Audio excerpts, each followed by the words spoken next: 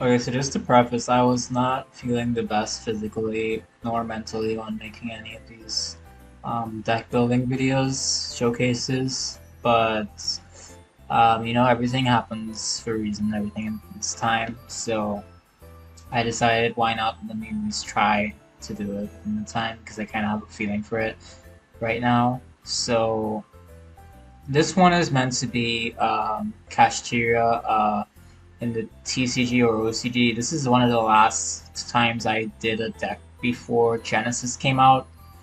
And Genesis basically caught my attention from there because I'm really tired of facing off against links. And you barely see pendulums, but pendulums are banned in that format too. But yeah, so this deck is basically so all my decks have concepts. This deck's concept is basically carrying off of my other I don't give a fuck archetype. And not archetype, I guess you should say themes, right? It's an I don't give a fuck team IDGAF. Um, so basically, most of the time it functions off of Ra, Lava Golem, and Vanities. That's the whole theme of the IDGAF, right? But what I wanted to do here was I realized that the Kashtira engine is actually really good for this because um, the graveyard really wasn't a place that I wanted to be in if I'm running Necro Valley, and I'm running one copy of Necro Valley right now. Um, when my decks have numbers like this, it means that I've been through definitely a lot more iterations that were definitely changed up. So I may have had like two copies of Necro Valley before, for example. Now I only have one. But yeah, I'll just walk through the basic gist of the deck. So far you can probably see a lot of the things that work around. So it's basically just a regular Clash Tier engine. You have Ascended of Thunder as an extra. Um, you have this for links. You will have Planet Pathfinder to find any of these, so either that or the Necro Valley. And this one is actually very straightforward, I'll be quite honest. You'll have the Pot of Desire just to draw two, but you will risk messing up your synergy later on. But with Kashtira, that kind of doesn't really matter. Um, it will banish them face down so they can't be used, but it will help if you get that draw two at times. Um, and of course, I always use Small World. There's only one copy for this one though because I don't really see a need for it as much in other. You see a lot more Small World in my other decks, but the extra deck, pretty straightforward stuff. Honestly, I looked for all of the rank 7 monsters that I feel that were like really good to use. In these videos, I'm not going to talk about the side deck. I have not really done videos like these before. I've done videos where I would just showcase the deck and show how it operates, but I wouldn't talk it out, my process, my thought process towards it. Um, but yeah, I will also continue on. So this is my Genesis Lightsworn.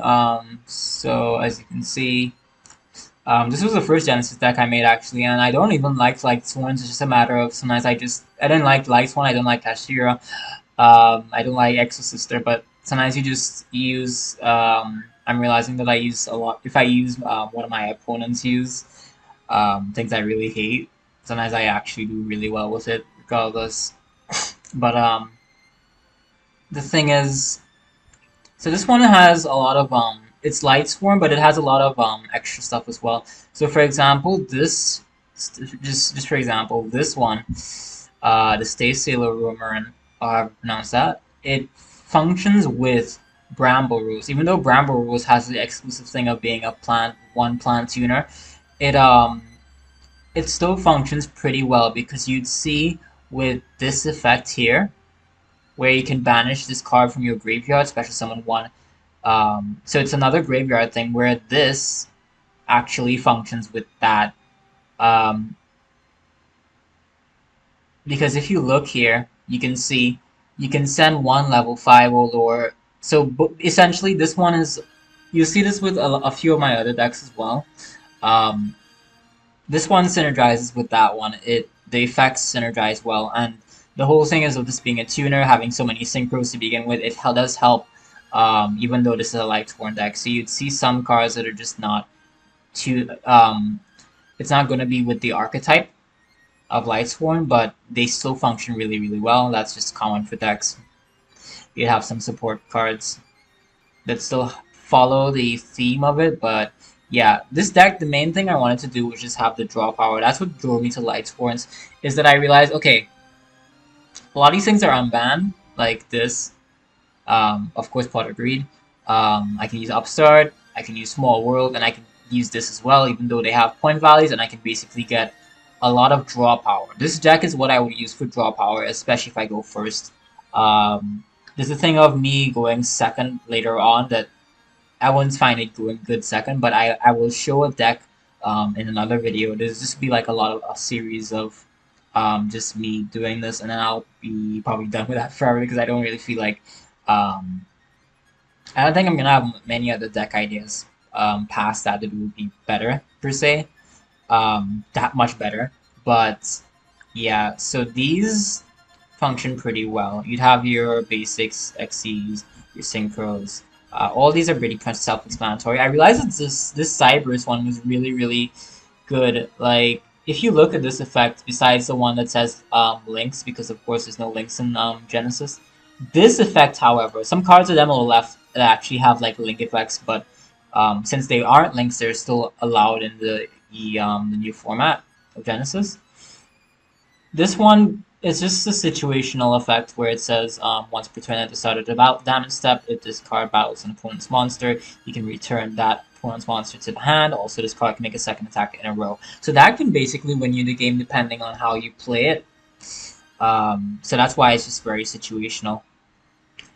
This card is a very good card, especially if they don't have an out, because it cannot be destroyed by battle or card effects. And you basically get this as soon as you reach a level 8 synchro, and then you just go into like Plague Spreader, which you have already, and you can get it from your graveyard. It's basically that free. You just get this, and like I had won a game off of a heroes deck just because the opponent couldn't really out it. And I guess I'll show that as the showcase video because I'm only going to show like maybe one or two, probably just one video of each deck working out the way it is in this little series I'm gonna do. But yeah, this is the gist of the Lightsworn one. I think everything here is mostly self-explanatory. You have your level 4s, you go into your synchros or your XCs accordingly, and yeah. My Exo-Sister deck, because this was a new archetype for me, even though I've seen other people play it, and I've hated seeing them play it, but it's a pretty cool archetype now that I think about it. Like, you have Mars, and Mars is basically like the main bitch, right? Like, she goes into any one of them because of her effect. As you can see, well, you just read that there, but she can basically go into any one of them, right? And the others go into the others as well. I have all 3 copies because it helps with that. I have the Tachyons to help get them out because you can use the Star Seraph for that. And I also even have a Tin Goldfish, which can also be used for the Silent Honor Arc because of the attribute, etc. Right? And yeah, so when I have this deck, I added in all of the Exorcisters, so all of them are very situational. You either want to add a one, or you want to get the spells or trap cards, or you want to combine 2 of them to get the big boss. Where's the big boss one? Right here, right? And past that, I also included my little trick of using the Utopia Double, which you will also see in the Ryzeal one I made, which is my favorite one for sure so far because it goes back all the way to home for me. But yeah, this one I made because I wanted to just fuck around, because all the Exorcisters, their theme is just like, if your opponent is going in their graveyard, you are absolutely fucking with them, because every single one, especially with the boss monsters what they don't fuck around with the graveyard. You get perks to either stop them from spawning from the graveyard, special summoning from the graveyard, or just activating card effects, blah blah blah. And you just play around that situationally. And Vadis is like a really good thing because you you just get back more of them. Like it's like it's slow because it's a trap, but I've seen this work out for me very well. Dreamland is just there for pressure. It's a common thing in some of my decks where I just added Dreamland for Xyz. Um, just one copy, and because the Xyz one will destroy any monsters with levels. So if you have your Xyz field out, right, and your opponents are like, oh shit, I want to summon my level monsters, but I can't wait until the end of the turn. I have to maybe destroy the Dreamland. It just adds a lot of pressure because the opponents are going to have their level monsters, their fusions or whatever else, not their Xyz because then they'll be fine. But when they have those, they're just going to be destroyed by that one specific thing, right? Um, this card is a card that I realize synergizes with Exosister that I don't see other people use, and it actually um, because Blue Eyes is kind of common in this format as well. So I think people should be using this card more because, of course, you can see that these are spellcasters, and this is a spellcaster targeting thing. If you just read that first line of text, so it's like, shouldn't people be using this more? That's why I have some in the side deck as well. Even though the side deck for these, just because the format is so new, I haven't really fully implemented the side deck because sometimes I would have like sometimes I want to use a side deck thing too, but then it has points as well. This is 98 points, so yeah. But of course, if the side deck has enough stuff as well, you can just slot in your own. You don't really have to stick to even my own thing. I just want to showcase my ideas for each and every one of these. So you don't really have to stick to everything that I've done. Just see, oh, if you see something neat that I have done, and you're like, okay, well, this looks kind of cool. Let me actually try it this way, or just for you to reference this. It's a Eclipse Twins is like really cool as well. I forgot to talk about that one. Um, but yeah, I have the Utopia double trick. Goes into this. Goes into either one of these. Any of the number cards like this. So it's a mixture of techniques that I've used before. Played in Exosister. That's basically the gist of this one. And finally, without further ado, this is my I feel like my best. This is one I love playing the most. This is my going second or first Genesis deck, and the or first thing is kind of it's kind of wishy-washy because like you can go first, and sometimes you'd be able to get your stuff up for sure, but sometimes going second is best because you get your opponent unloads their entire hand, and then you just like Spear Mode or Lava Golem or Kaiju them. That's why I have those things in there. And other precautions as well, like of course Super Poly, Drowning Mirror, stuff like that to that effect, right? But even if you don't do that, you can still go second and just because it has Rise Eels here, so Rise Eels goes through a lot of interruptions. Not it depends on how they play it, but yeah. But this is basically my passion deck. Because even back then, I've been using Rise Eels Heraldics, and this is just my passion deck for sure. I've only started to like implement stuff like Small World recently, and Small World is just really good. I love this card to death. But yeah, this is a really cool deck right here. I will admit, I just love this deck to bits and pieces. What to explain about it? So, for starters, there's a strange tech that I kind of like here, where you use the Fallen of Albaz. It can either go into the fusion based on its these requirements right here, or you just use the Spring Guns, right? The Merrymaker. Because I'm not really that familiar with this archetype in particular, but I'm familiar with Rise Eagles for sure, and Heraldics as well. But you go into you use the Merrymaker. The Merrymaker is actually pretty cool because it allows you to also banish itself and then come back later on when everything's fine and dandy, right? So you keep an Xyz. just in case something happens. But you can also just, when you get this, you can use this second thing where it's like this sends the fusion monsters. So you can send this. Then when you send this, it activates its other effect during the end phase of this card, and you can add one to, or you can just have the Fallen of Albaz, and that's why I have the Fallen of Albaz right here. So I get this, I get a free level 4 just by doing this little workaround. Or I can just draw it, and then I can use that to get a the fusion monster. And look at, if you read this thing, it says that using monsters on either field as fusion material.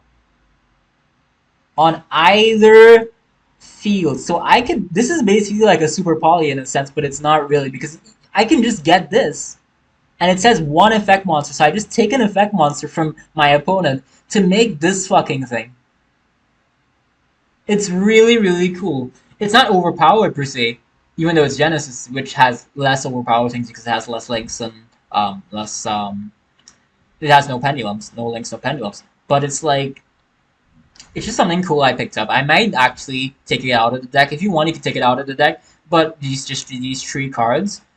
But I just like it. It's there, and it could work. So it just helps the level 4 synergy. So you have level 4s here. I always use like just 2 copies of the Leo, 2 copies of the Eagle. The thing is, Ultimates there is really godlike here, because I don't have to worry about links. And XCs are way more common. So when you have this Ultimate Slayer, before I would do like you can still do this, but you can use the EXT Ryzeal, right? To get out your Heraldry Patriarch into the graveyard, so you can send 2 Heraldic Beast monsters from your deck to the graveyard, that one. And that activates Leo, it goes into that, this, the other. I've made videos about this already, but the Ultimate Slayer also works with that effect. So if I have an Xyz, you just send this, and it works. It works the exact same way, and you get off. But this way, instead of using the EXC, you get off your opponent's thing, and that's especially good with going second. If you get the same effect, it's like, it's free, right? And the thing is, even if I drew, like, for example, if I drew Leo or Goblin, right? I can still go into Ryzeals and extend my combo as long as it's not interrupted. The Ryzeal Duo Drive, I can go into Duo Drive and get these 2. It's a lot of really great things with like this deck that I really, really love. Or, like, this is why Monster Reborn is here, because it's like 15, it's pretty cheap. This is very controversial, I would think, but for example, going second, if I really need a level 4, most of the time my opponents would have a level 4 for their starters before they actually reach their boss monsters. I can take one of their level 4s that they've discarded to the graveyard, and just use it for my own liking. I can go into my Duo Drive, I can go into anything I want. I can go into my Utopia Doubles to get my my Dragon R, right? I can do like anything I want, and then I can go use, and Dragon R of course goes into any of these numbers that I have here that I already seen, because it says between 1 and 100, right? I have this Synchro here, the Malong, of course, for the Ultimates there as well when I have Synchros. And I have this Zexal Construction to go with Sage. Anything else I want to talk about? Well, I have this as well because just to get that 3 point. Just a Molcharmy, right? For the graveyards, because I've seen a lot of graveyard effects for this format for sure, and I feel like that could benefit from that, and it's just 3 points. Otherwise, I'd go the Folos, or however you pronounce Folos' name. Anything else to explain? Well, the True Sun God just searches and also allows for an effect where they cannot attack it to turn it special summon, so it gives a little bit of stalling if you actually need that to go into your better monsters. But yeah, everything that I have here is mostly just off of my other videos of the Ryzeal Heraldics thing. I was not the person to invent Ryzeal Heraldics at all. It's just a matter of how I implement it in my own style. Um, and there are some similarities with how I've seen other people implement it as well. Um, this is here in the extra deck because I was either torn between this one and the Sanafon, the Sky Prism, because it's either I interrupt their graveyard shit with special summoning, or I try to just keep one of my monsters unaffected. And the thing is, when you're dealing with Ryzeal Heraldics, the thing is, Griffin is really, really good. You'll see what I mean. I'll try to showcase a really good duel for this.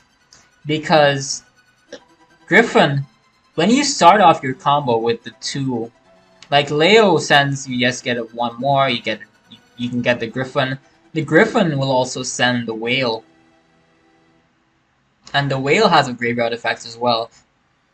All of these are, and the Asheltopia of course helps to get your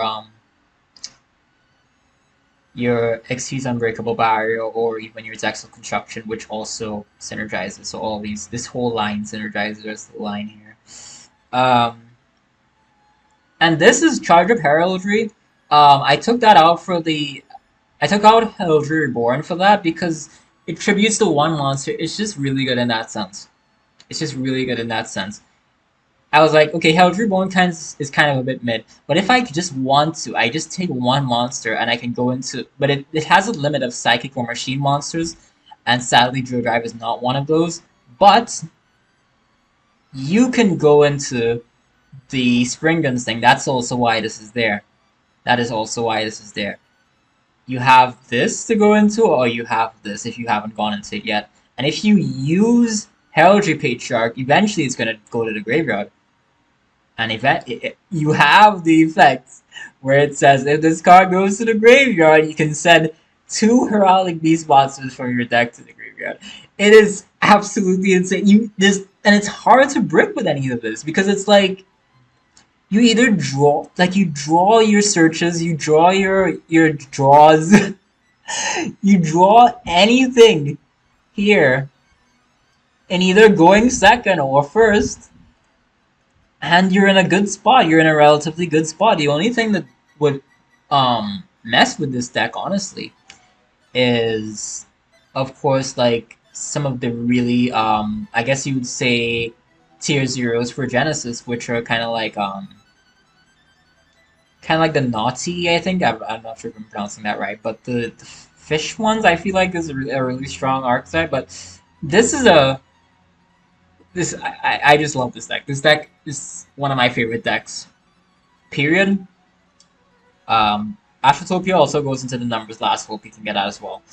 And I just honestly just really love this deck. It's definitely my passion to have Ryzeal Heraldics, and to have it in Genesis. Somehow I managed to slip it in Genesis, even though we have a lot of points.